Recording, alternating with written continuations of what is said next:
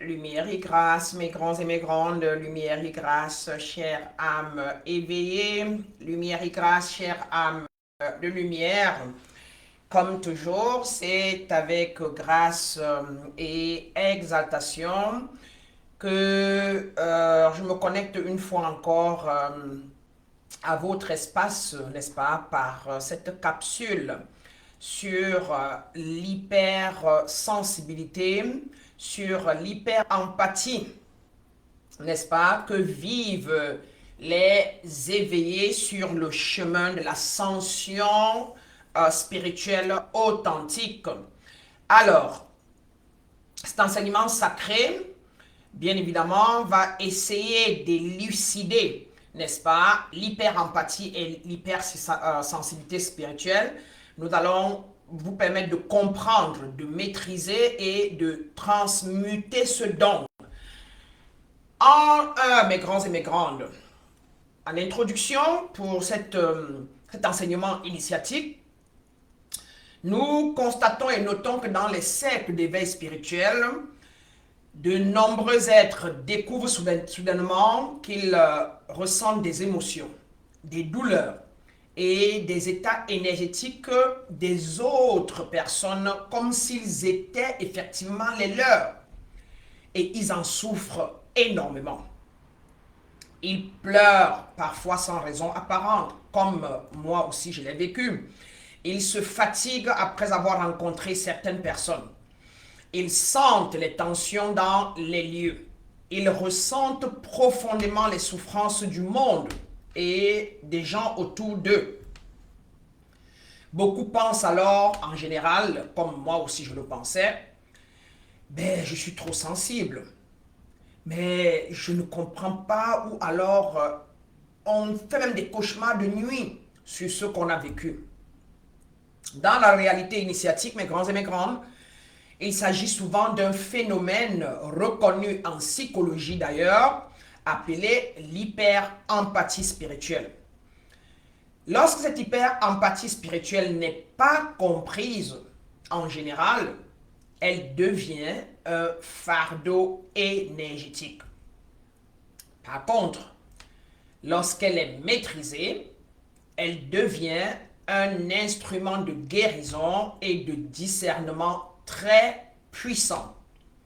C'est pourquoi il est essentiel, mes grands et mes grandes, pour les êtres éveillés que vous êtes, qui me suivez, et particulièrement pour vos aspirants qui, demain ou après-demain, vous allez soit guérir, soit élever, soit, n'est-ce pas, aider sur le chemin de l'ascension.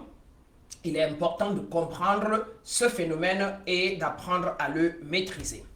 Alors, en grand 2, mes grands et mes grandes, nous allons essayer de définir de manière mystique, de manière énergétique, ce que c'est que l'hyper-empathie. L'hyper-empathie est la capacité amplifiée de percevoir, de ressentir et d'absorber les états émotionnels, énergétiques et spirituels d'autrui. Cela signifie que l'être ressent en numéro 1 les émotions des autres, en numéro 2 il perçoit les champs énergétiques en les autres, et en numéro 3 il capte les tensions invisibles en et autour de lui, et en 4 il absorbe parfois les souffrances d'autrui. Dans certains cas, cette perception devient si intense que la personne ne sait plus distinguer ce qui lui appartient et ce qui appartient aux autres. Dans mon cas particulièrement, j'ai souffert, par exemple, très profondément de la souffrance des enfants abandonnés. L'image d'ailleurs est restée gravée en moi, et pour certains d'entre vous qui avez reçu des emails de moi, vous allez remarquer qu'il y a l'image des enfants assis sur des cailloux, sur des pierres, n'est-ce pas, qui est comme mon logo. Et l'autre image qui est restée en moi, pour laquelle j'ai beaucoup souffert, c'était les immigrés noirs qui se retrouvaient en Libye, au Maroc, dans le Maghreb, et qu'on malmenait et qu'on faisait souffrir exagérément. Dans mon hyper-empathie non maîtrisée, dans les années 2012, 2013, 2014, je suis allé jusqu'à l'ONU pour me battre pour leur cause. Et toutes les nuits, je souffrais, et je sursautais, je pleurais. J'étais touché dans mon fort intérieur par leur souffrance. Parce que je ne savais pas la différence entre leur souffrance et la mienne, n'est-ce pas, au vu de mon hyper-empathie. Parlons maintenant en trois, mes grands et mes grandes, de la source mystique de l'hyper-empathie. Sur le plan spirituel, ce phénomène provient en général de plusieurs réalités. En un, nous avons l'ouverture du cœur énergétique. Donc l'hyper-empathie apparaît souvent lorsque le centre du cœur est très actif. L'être devient alors extrêmement réceptif aux émotions et aux énergies environnantes. Et il faut noter que ce n'est pas pour tout le monde. Ce n'est pas pour tout le monde. Ce sont des êtres spéciaux qui sont venus dans ce monde pour un travail spécifique qui n'est pas la même pour celui-là qui est un être narcissique, si je peux dire, ou un être bipolaire, etc. Donc faites une différence, ou un schizophrène différent. Les êtres empathiques ont une mission particulière.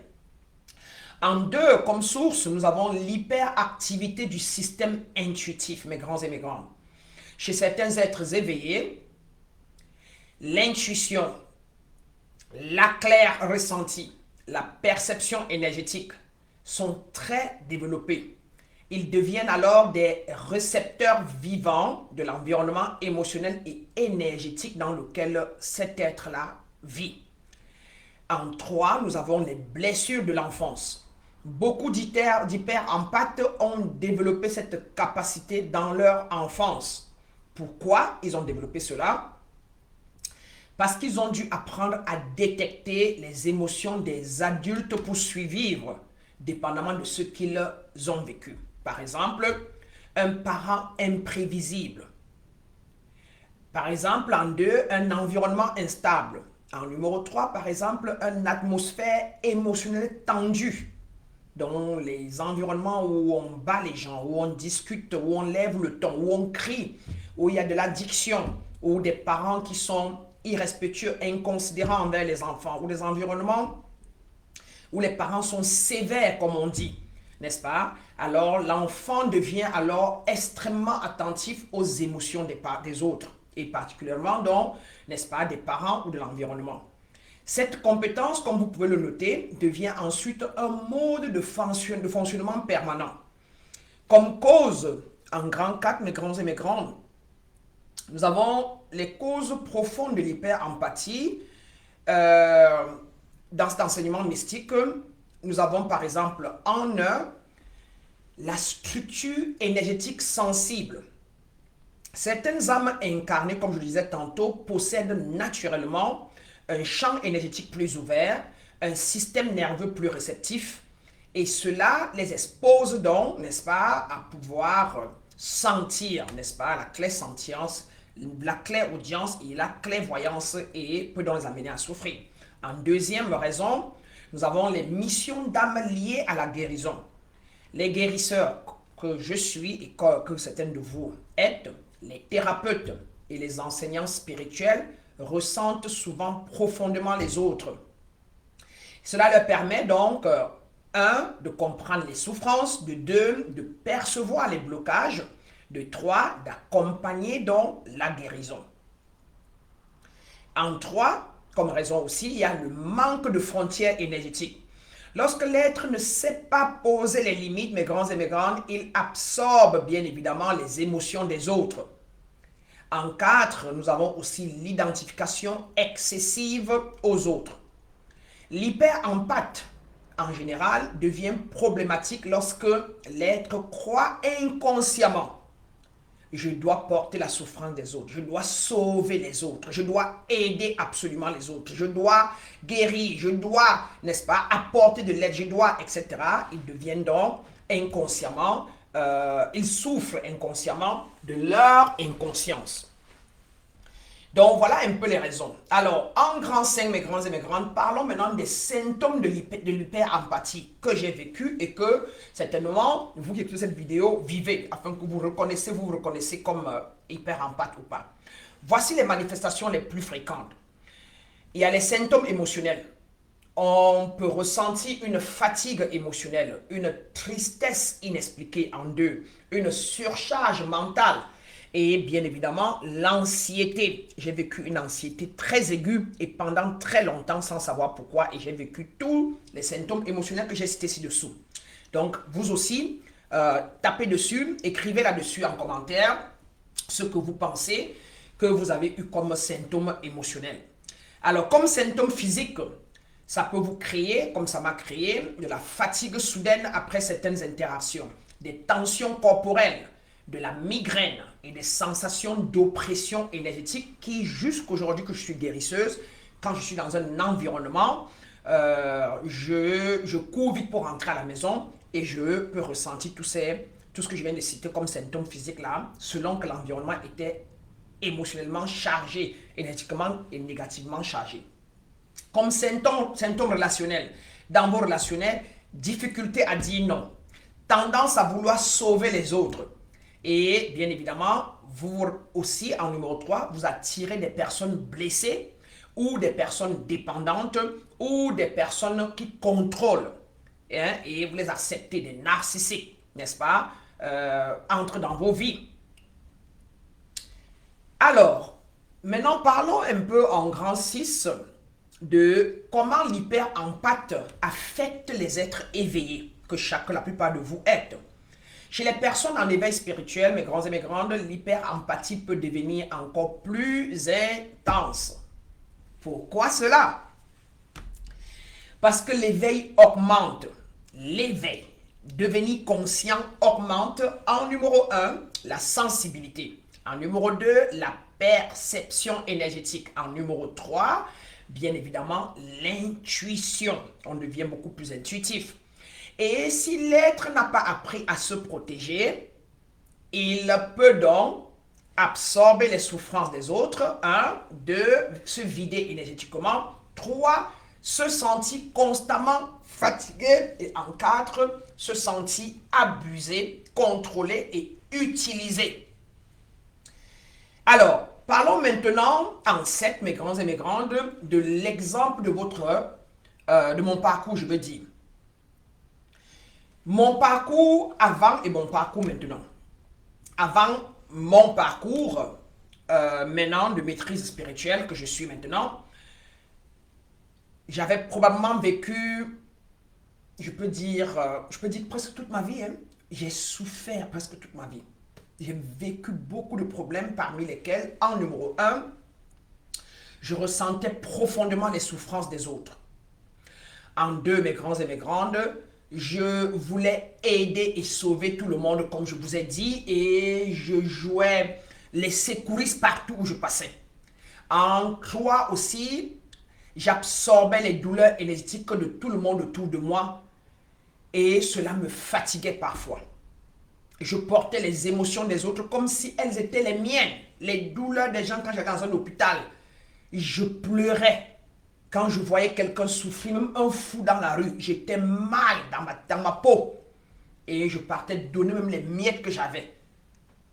Alors, mais aujourd'hui, mes grands et mes grandes, après mon éveil et ma maîtrise aujourd'hui, j'ai beaucoup de compassion, mais ce que j'ai appris, c'est que avoir la compassion ne signifie pas absorber la souffrance des autres. Au contraire, je n'aide pas l'humanité. En absorbant, n'est-ce pas, la souffrance des autres, je multiplie le nombre de souffreteux et je multiplie donc ainsi les états vibratoires basses et de souffrance. Par contre, maintenant, je peux percevoir les blocages, je peux comprendre les douleurs, je peux guider vers la guérison, mais sans porter la souffrance des autres du tout, comme la plupart de vous l'avez remarqué. Alors, mes grands et mes grandes, parlons maintenant des lois spirituelles que nous avons transgressées ou que vous qui me regardez certainement avez transgressées et qui vous mettent dans cet état. L'hyper-empathie incontrôlée viole ces lois spirituelles. La première, elle viole la loi de la responsabilité personnelle. Notez très bien, mes grands et mes grandes, que chaque être est responsable de son évolution. Disait quelqu'un, ou les textes sacrés disaient encore que chacun porte sa croix. Lorsque nous portons la souffrance des autres, nous violons cette loi. En numéro 2, le principe de souveraineté énergétique, mes grands et mes grandes. Chaque âme possède son propre champ énergétique. Il est très important que vous le compreniez et que vous le notez. Absorber les émotions des autres signifie permettre une intrusion dans l'espace sacré, non seulement de l'autre, mais dans son propre espace sacré à soi-même. En 3, il y a le principe d'équilibre. Donner constamment sans se protéger, mes grands et mes grandes, crée un déséquilibre énergétique et qui peut donc, bien évidemment, nous déséquilibrer sur tous les plans. Sur ce, parlons maintenant des vertus que nous devons développer, n'est-ce pas, pour ne plus subir. Pour transformer l'hyper-empathie, mes grands et mes grandes, en un don maîtrisé, il y a des vertus que nous devons cultiver. La première vertu, c'est le discernement. Deuxième vertu, la souveraineté intérieure. Troisième vertu, la compassion consciente. Troisième vertu, la maîtrise émotionnelle. Et la quatrième vertu très importante, c'est mettre les limites énergétiques. Très important, délimiter son espace dans les relations, délimiter son espace dans toute relation, dans tout ce qu'on fait. D'abord, toujours s'occuper d'abord de son âme. La plus belle femme du monde ne peut donner que ce qu'elle a. Si vous n'avez pas une maîtrise intérieure et vous ne délimitez pas votre espace et vous êtes épuisé, vous n'allez offrir au monde et aux autres qu'un être brisé. Et vous allez ainsi attirer des personnes qui seront dans le même état. Ou si vous êtes un codépendant, pareil. Alors, prenez en main, n'est-ce pas, votre vie et mettez les limites en utilisant les principes divins que je vous ai donnés, en utilisant les lois spirituelles et en utilisant les valeurs spirituelles pour dresser ces limites et rester très sévère, très rigoureux et très ferme avec ces limites pour ne pas permettre que les gens les empiètent. Sinon, vous allez attirer des narcissiques, des schizophrènes, des bipolaires qui viendront bien comme personnes amoureux ou amoureuses, comme relation partenariale, comme relation familiale, etc. Et vous abusera et puis vous laissera dans un état ou encore en épave. Et puis vous allez vous en plaindre. Donc, si les vertus que j'ai citées ci-dessous vous parlent, bien vouloir mettre dans les commentaires. À partir d'aujourd'hui, je dresse mes vertus de discernement. Je discerne dans mes relations. Je suis souveraine intérieurement. J'ai de la compassion, mais consciente dorénavant. J'ai une maîtrise et une stabilité émotionnelle, n'est-ce pas? Je dresse mes limites énergétiques. Donc, écrivez ce qui vous arrange, qui vous plaît dans le commentaire. Alors, parlons maintenant en grand 10 de la chose la plus importante. Comment se libérer donc de l'hyper-empathie destructrice? Voici un protocole initiatique que vous devez mettre en place, mes grands et mes grandes. En numéro 1, reconnaître ce qui vous appartient. Demandez-vous intérieurement, cette émotion est-elle vraiment la mienne? Souvent, la réponse en général pour les êtres hyper empathiques, c'est non, en général. En général. En étape 2, rétablir ses limites énergétiques. Apprendre à dire non. Apprendre à dire stop. Apprendre à dire je ne peux pas porter. Apprendre à dire je ne ferai pas, je ne pourrai pas. Apprendre à dire ce n'est pas possible. Apprendre à dire je n'en ai pas. Apprendre à dire ce n'est pas de ma responsabilité ceci, cela, n'est-ce pas?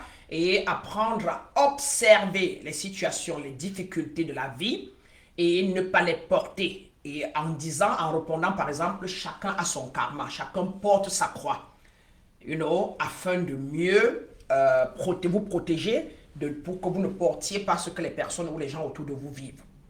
En étape 3, mes grands et mes grands, renforcez votre centre intérieur.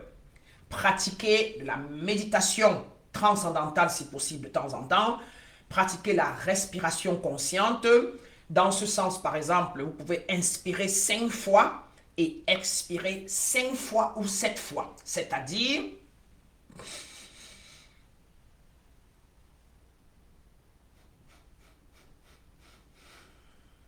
d'accord? Et vous le faites comme ça 7 fois ou 9 fois, par exemple. Et pratiquez, mes grands et mes grandes, l'ancrage. En étape 4, faites des nettoyages énergétiques réguliers. Chaque jour, si possible, n'est-ce pas? Visualisez que toute énergie qui ne vous appartient pas quitte votre corps, quitte votre environnement, par exemple. Et puis, vous pouvez aussi faire brûler les encens pour dégager votre espace, votre maison, votre voiture, votre environnement, de l'énergie des personnes qui viennent de les quitter, qui étaient là ou qui ne vous arrangent pas. Et en numéro 5, transformez l'empathie en compassion consciente. Soyez compassionné, mais de manière consciente. L'empathie immature dit « je ressens ta souffrance ». Mais la compassion mature dit « je vois ta souffrance, mais je ne la porte pas ». Voilà, vous le dites intérieurement, quoi. Vous, quelqu'un apparaît, il est mal dans sa peau, il se plaint, il vous demande de l'argent, il a faim, il ne peut pas manger, et vous n'avez que ce qu'il faut pour vous. Vous pouvez dire, je te comprends, mais je t'envoie beaucoup de lumière, et ce qui est à toi te reviendra dès que possible, mon grand. D'accord? Bonne journée, mon grand. Je te bénis, reçois ma lumière. Et vous passez votre chemin, et vous partez, une tante, une cousine, par WhatsApp. Hein? Tu dis, j'ai compris ce que tu dis, je te comprends, je t'envoie beaucoup de lumière, pour que ce dont tu as besoin te parvienne d'une manière ou d'une autre, et ce sera fait d'un moment à l'autre. Et puis, vous envoyez en bas, je t'aime. Point. Alors, parlons donc de la 11e partie de notre enseignement. L'initiation supérieure. Ici, nous parlons ici maintenant de l'empathie maîtrisée. Alors, mon grand ou ma grande, mes grands et mes grandes, lorsque l'être maîtrise son empathie, comme dans mon cas présentement, il devient capable, numéro 1, de comprendre profondément les autres. Numéro 2, il perçoit les blocages énergétiques, mais il ne les porte pas. Numéro 3, il peut guider à la guérison. Tout ceci sans être vidé énergétiquement. Il peut donner, il peut offrir de manière ponctuelle, mais de manière détachée, sans être attaché et sans attendre quoi que ce soit de la personne. N'est-ce pas? Comme ça, pour ne pas être déçu. Et donc, on peut faire tout ça sans être énergétiquement vidé. C'est à ce moment-là que l'empathie devient un véritable instrument spirituel. On se met dans une relation, si on se rend compte que l'autre est trop controlling, est abuseur, etc., on a le courage et la capacité de dire, voici comment je me sens, et dans cette relation, je ne me sens pas nourri, et cela dit, voici mes valeurs, voici mes principes. Et si on peut les renégocier pour que tu puisses les adresser, alors je mets un terme à cette relation. Je veux reprendre ma souveraineté et pour repartir à zéro. Très important. Vous allez remarquer, les narcissiques viendront vous contrôler. C'est une lutte en permanence sur le plan terrestre où les empathiques sont toujours attirent toujours des narcissiques et les narcissiques recherchent toujours des êtres empathiques pour mieux les utiliser pour leur ego. Donc faites très attention, moi j'en ai été énormément victime. Parlons maintenant, n'est-ce pas, de la conclusion de ce que nous venons d'enseigner. Notez mes grands et mes grandes que l'hyper-empathie n'est pas une faiblesse. C'est une capacité spirituelle puissante et l'une des plus puissantes d'ailleurs sur le chemin de l'éveil spirituel. L'une des plus puissantes d'ailleurs sur le chemin de l'ascension spirituelle. C'est des personnes hyper empathiques qui sont généralement des guérisseuses conscientes. Ce sont elles qui sont souvent des maîtresses d'ascension, des maîtres d'élévation, des maîtres d'ascension. Ce sont eux qui ont la capacité, n'est-ce pas, clairvoyante, clairsentiente, clairaudiente, de pouvoir voir, ressentir, entendre ce que l'être ordinaire ne peut pas voir et ne peut pas entendre. Mais comme toute capacité, elle doit être maîtrisée. Sans maîtrise, mes grands et mes grandes, comme vous le savez, et certainement vous le vivez, elle devient pour vous plutôt épuisement, confusion, perte d'énergie. Par contre, avec maîtrise, elle devient discernement, guérison, sagesse. Et c'est pourquoi les êtres éveillés doivent apprendre à ressentir sans absorber, à comprendre sans porter et à aimer sans se perdre, et à savoir donner sans être attaché, et aussi donner de manière ponctuelle et rarement et jamais presque de manière, on appelle ça comment, continuelle. N'est-ce pas? Très important pour l'être empathique. Et surtout en sachant et avec la connaissance parfaite que vous n'êtes pas obligé de jouer les secouristes, non? Et que vous n'êtes pas obligé de donner. D'accord? Un être d'ailleurs maîtrisé ne joue pas les victimes, ne joue pas les secouristes, donc ne secoue pas les gens. Et en numéro 3, ne persécute pas les autres. Par contre, l'être maîtrisé agit et se présente toujours en maître. C'est-à-dire quelqu'un qui a de la maîtrise et comprend les situations, mais ne se les approprie pas. Hein, et adresse les problèmes ou les choses ou les blocages selon que l'individu en face est demandé. On ne donne pas le caviar au porc. Donc, préservez vos énergies, mes grands et mes grandes, et évitez de vous faire absorber. Cela dit, c'est la fin de notre enseignement. Bien vouloir faire le commentaire ci-dessous de ce que vous aurez appris, quelle partie vous a parlé, les raisons, les valeurs, les vertus, les principes, les lois, ou alors qu'est-ce que vous avez compris par rapport à ce que vous ne connaissiez pas avant et que vous ne comprenez pas avant. Faites les commentaires, nous lisons tous les commentaires et nous pouvons parfois profiter des commentaires pour répondre davantage, et cela permet aussi aux autres, n'est-ce pas, parfois de se reconnaître dans vos commentaires. Je suis Maître Brana, comme toujours. Je vous retrouve donc dans la prochaine capsule. Lumière et grâce, mes grands et mes grandes.